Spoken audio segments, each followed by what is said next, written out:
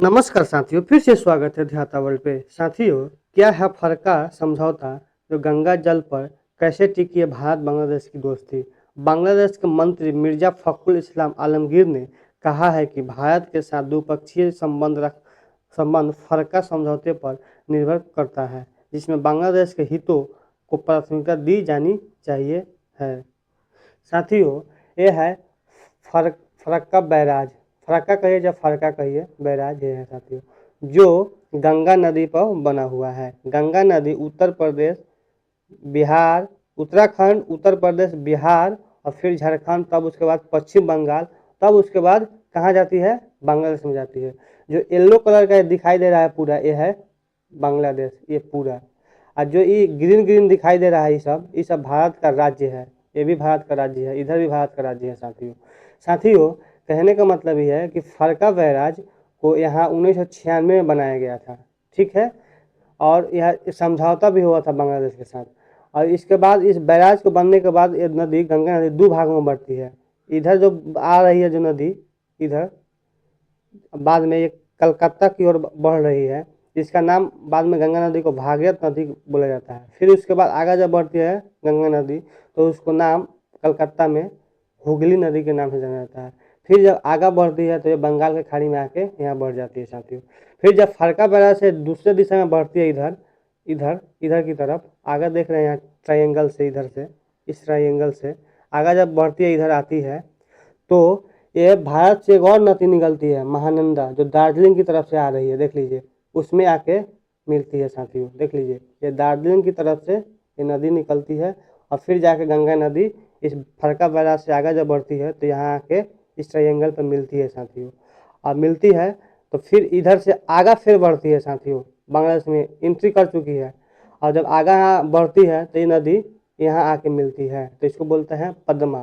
फिर इधर से भारत का अरुणाचल प्रदेश और क्या बोलते हैं, असम, और उससे पहले चीन से निकलती है ब्रह्मपुत्र नदी, जो भारत में दो राज्यों से होकर गुजरती है, अरुणाचल प्रदेश और असम।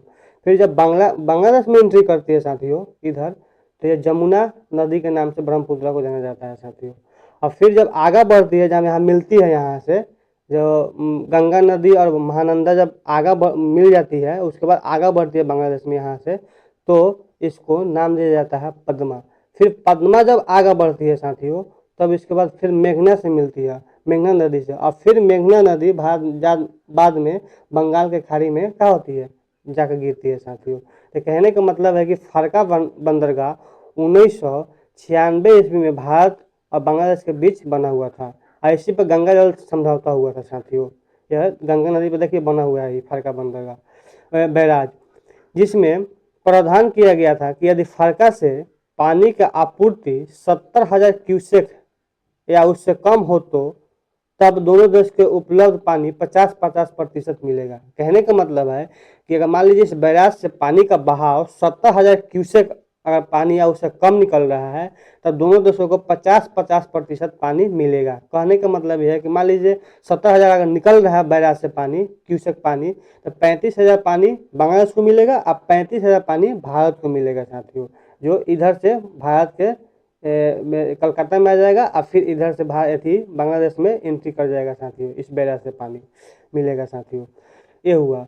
फिर दूसरा का बात यह है, अगर पानी पानी का बहाव अगर 70,000 से लेकर 75,000 क्यूसेक होगा, तो बांग्लादेश को 35,000 पानी मिलेगा और शेष पानी भारत को मिलेगा साथियों।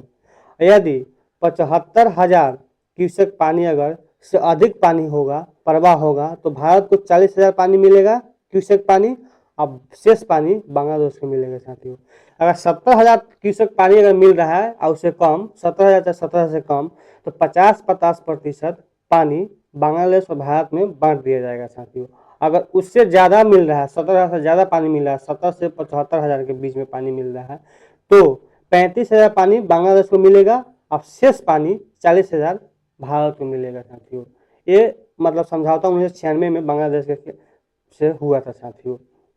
साथियों, बांग्लादेश के ग्रामीण विकास एवं सहकारी मंत्री सत्तारूढ़ दल के बीएनपी के महासचिव मिर्जा फखरुल इस्लाम आलमगीर ने कहा कि फरक्का समझौता भारत के साथ बांग्लादेश के हितों को बनाए रखते हुए हस्तांतरित किया जाना चाहिए।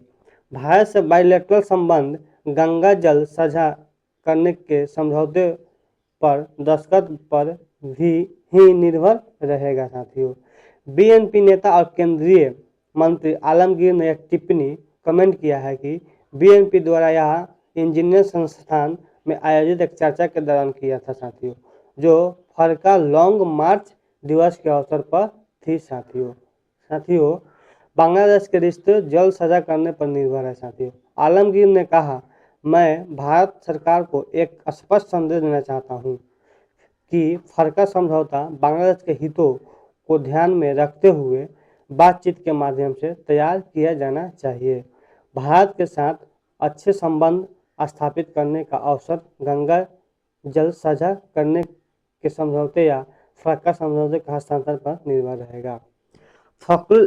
फखरुल ने कहा कि भारत बांग्लादेश अपने हितों से समझौता करके किसी भी समझौते पर हस्ताक्षर नहीं करने देगा।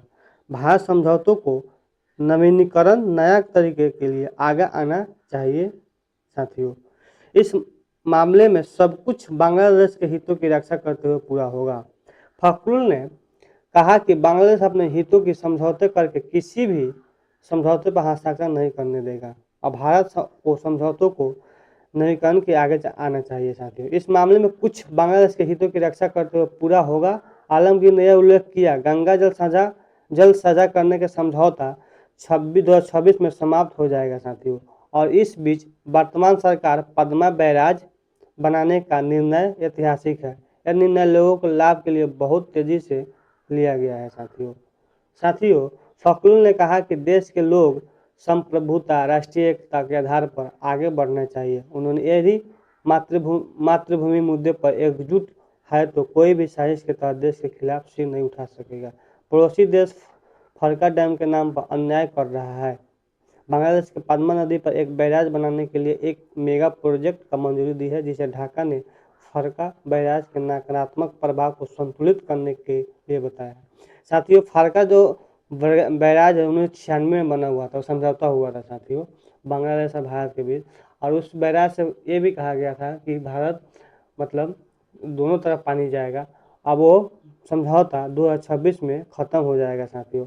उस ख़त्म होने पर जो भी यहाँ के मंत्री हैं फखरुल जी, वो स्टेटमेंट दे रहे थे ऐसे तरह के साथियों। ऐसा नहीं है, अगर नकारात्मक अगर स्टेटमेंट देंगे तो दोनों देशों के लिए हानि पहुँचेगा साथियों। इसलिए अच्छा स्टेटमेंट दे और संबंध अच्छा बना के रखे साथियों। धन्यवाद साथियों, कमेंट करके जरूर बताइएगा।